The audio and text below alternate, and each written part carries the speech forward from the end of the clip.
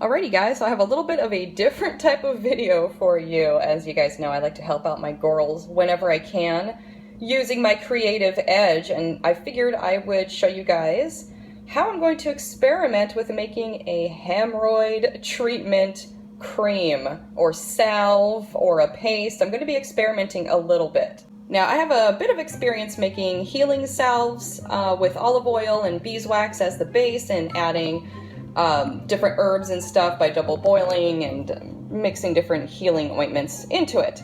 So today I'm going to show you what I feel like would make a perfect hemorrhoid treatment ointment.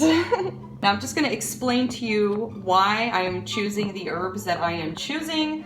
These all have things to do with healing and inflammation. So I'm going to go through these one by one so you guys can kind of understand. So here first we have yarrow flower, which basically it is a coagulant. It also helps to reduce pain and relieves GI tract ailments. It's also great for lowering blood pressure, and it helps to improve circulation, and it tones varicose veins. So this is great for vein problems, which is exactly what a hemorrhoid is. And here we have marshmallow root, which relieves pain and inflammation and swelling of mucous membranes. Anything to do with like the throat, your stomach, anything that's a mucous membrane. And seeing as this is, you know, kind of a mucous membrane, I would say it's, you know, on your butt. So, you know, we're gonna give that a whirl. And then we have chamomile, which is also an anti-inflammatory, and it's also an antiseptic. And then we have chamomile, which is also an anti-inflammatory, and it's also an antiseptic. And we all know it's pretty septic down in the nether regions. And now we have comfrey leaf, which has, now I have trouble pronouncing this, I'm not sure. It is rosmarinic acid, which helps to reduce pain and inflammation as well. And here we have garlic, and garlic is a very well-known treatment for anything hemorrhoidal. This is a pain reliever, it relieves inflammation, and most of the time, and this is where I got this idea, I'm totally coming up with this out of the top of my head, by the way. This is where I got this idea, is like a lot of times they always say to just like shove a clove right up your pooper, and that does not seem too comfortable. So I'm going to reduce the oils of the garlic down and include everything into this mixture. Now I'm going to be starting off with some double boiling. I don't have an actual double boiler, but I just basically put, I don't know, a little bit less than an inch of water in the pot, and then put a metal pot on top, and then I'm going to be putting the wax pellets, it's natural beeswax, into here, and then I'm going to let it reduce down. So the first thing you're going to do is make your base, which is going to be the beeswax and olive oil mixture. So I'm gonna just put a little bit, I'm not trying to make a whole lot, so I'm gonna put just about that much oil in there. Turn on the flame and just let it boil away. And go ahead and throw your ingredients in. This is how much garlic I chopped up. It was just a few smaller-ish cloves. Chop them up pretty fine. You want to get as much of the oil of the garlic actually to reduce down into your olive oil. Marshmallow root, comfrey leaf, and chamomile. Now it is starting to boil on the bottom part where the water is. You just kind of want to mix everything together. I'm probably going to need some more oil. As you can see, this is pretty dry. You want to get enough oil because you're going to be straining it through a strainer and mixing that oil with your beeswax. So I just added about a teaspoon and a half, just a little dash. A dash will do ya, but this is enough oil here. When I go to strain it, it will work out really well. So now, basically I'm going to let this go and boil. You want to let it boil for like 15 minutes or so, and you'll know when it's kind of done. All the plant things in here will start to shrivel and kind of just get really ugly, and also with there being garlic in here, it should be pretty obvious when those start kind of browning and stuff. So I mean basically 10-15 minutes. Don't overdo it or you can burn your stuff, and that's why you're double boiling, so you don't burn the stuff inside. Reduce that flame and go chill for 10-15 minutes. been about 5 minutes and you can see some little oil bubbles popping up. Want to stir it just every so often. So it has been about 10 minutes of boiling, and something I wanted to let you guys know, the oil will start to change color from being yellow to green, and that is right where you want to be. You don't want it to turn brown. The next step would be brown, meaning all of your ingredients are burnt. And when you first get the water boiling, make sure that you keep it at a low simmer. You do not want to try to rush this process. Burning your ingredients is going to ruin the entire batch. So I'm just going to give it a nice mixture, and yeah, the garlic didn't turn brown as I thought it might, but that's not what's important. What's important is that all of this is in the oil. And you can tell by the color change, and I mean, it reeks of garlic, and you can smell all the herbal goodness. So the next step now is to go ahead and strain it out and separate it, and then I'm going to be doing the beeswax part. Now this is all off the heat, and it is scalding hot, so make sure to wear a proper protection, like an oven mitt. I don't know if you could see it, but I couldn't find my actual strainer. I used to have like a thing that looked like half of this, and it was huge, but I can't find it, so I'm just going to use this little tea deal. It's used for tea, so it should work for this. So I'm just going to hold this over the cup and then pour my mixture through this. It's going to be a little bit tricky because of how this is, but you just want the oil in there. You don't want all the chunkies.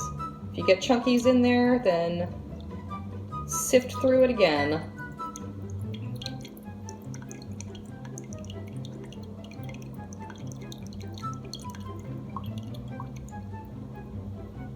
Okay, now with the remainder that's left, I am going to actually scoop in with a spoon and put it inside here and mash it down to just get the oil through. Okay. Take a scoop full of it here. Get as much oil in there as you can get. It's a little bit too much, I don't want to risk getting it in there. And now we are left with the infused oils. There we have it. Here's what's left. I got out as much oil as I could. So now what we need to do is clean all of these ingredients. This is garbage, throw that all away. And I'm gonna get a dry paper towel, wipe this out as good as I can. And I'm gonna put some of these beeswax pellets in here. And then we're gonna double boil these until these liquefy. And then we add this to this in the double boiler. And then we pour that mixture into here. Yeah. So this is how much beeswax I am adding. What I like to do is go with 2 parts wax to 1 part oil. It kind of helps it to be more of a firmer texture. I want this to be a little bit firmer, not such a liquidy type of deal situation. Starting the boiling again. Now these pellets, they melt down super quick. I used to work with like bars of beeswax, and that would take forever. But these things melt down super quick. So once that's done, I'll show you how that looks. Here we are after about 3 minutes on a very, very low heat. There's some doodads in there that were stuck to my spoon. Whoops-a-daisy. Now it is time to add the oil. Ooh, just get it all up in there. Yes. It's kind of interesting how it looks because the oil was cold. Look at that. It's like it makes a cool little universe. It's all hard. It's a little monster, but that's gonna melt down right away.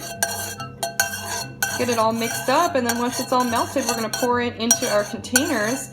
But first thing I want to try an experiment with maybe making like half of this, or maybe just a little, leaving a little bit left over. I want to try adding like cornstarch to it and see if I can make like a paste consistency, something a little like chalkier. I don't know, it'll just be a quick little experiment. So I'm going to go ahead and pour some of this into those containers. All right, here we go. This is kind of tricky, so hopefully I don't spill more than necessary. That was actually really good. Damn, girl. This one's probably gonna curse me.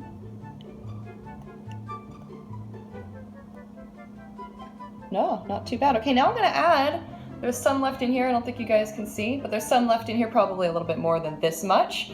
And I'm going to add some cornstarch, see what happens. All right, so this is such a total experiment. I really have no idea how much I should put in. So I'm just gonna start with a tiny amount. Now, it's like one of those things where it's like you're not gonna know what it's gonna do until you see, like right now, it's just like, but it's an experiment. Let's see if we can actually get that to blend. See if I can find a whisk. Okay, so I couldn't find a whisk, but I easily got that stuff to go down. Just mashing it only took 10 seconds or so. It does mix in. Just start mashing it up and kind of going around. I'm feeling kind of positive about it, but we'll see. Like I said, this is a total experiment. I already have more than enough bud cream to get me through. So we'll just see. I've never heard of mixing cornstarch in with this, but we'll see what the consistency is like when I'm all done. So I'm gonna pour it in the little container now, and we'll see what happens when it cools. All right, so we're getting the last one, which is much more of a pea soup type of consistency. I mean, it's pretty watery, but the way it looked. So we'll see how these cool down. Just for poops and giggles, I actually added a whole lot of cornstarch to this last little bit. So we'll see what happens with this one. All right, so it has been about an hour or so and everything is completely cooled down. They're not warm at all. So I'm gonna go ahead and, I mean, obviously you can't see before and after or anything. So what I'm gonna just do is like swatch all of these onto my hand here so you guys can see, like, I guess the texture, and I'll kind of let you know how they feel. First one we have here, well, these first two, they're exactly the same. So let me put one aside so you don't get confused. This is the normal batch, the regular batch with no cornstarch or anything.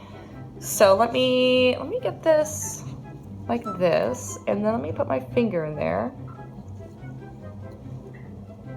Okay, so let me try to dig in a little bit.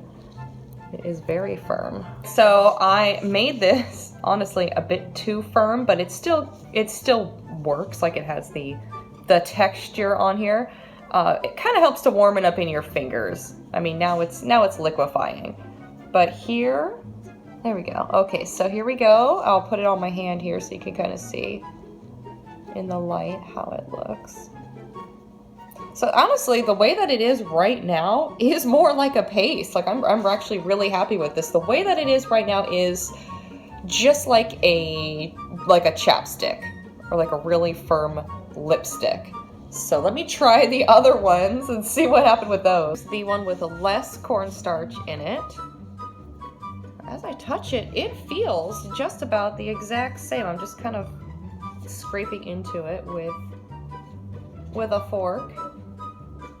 Wow, honestly, this is kind of interesting because this one is more, it's more malleable.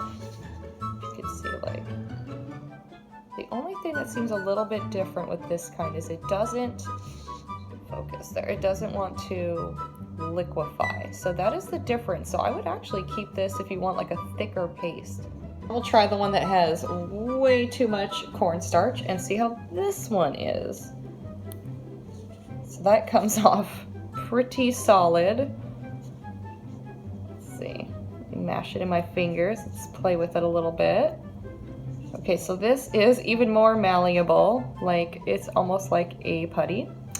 And I mean, the texture is really tripping me out because I thought it was going to be really dry, but just the fact that it's oil and wax, this is honestly, I mean, it's almost on the skin. It feels almost exactly, it's my dry ass skin, but it feels almost exactly the same. So what I'm gonna do is this will be the end of the video, and I'll make a part 2, and I'll let you guys know. I mean, I guess it could take a couple weeks or so for, you know, results and whatnot, and I'll let you guys know how it does. So thanks for watching, and hopefully this was mildly entertaining for you.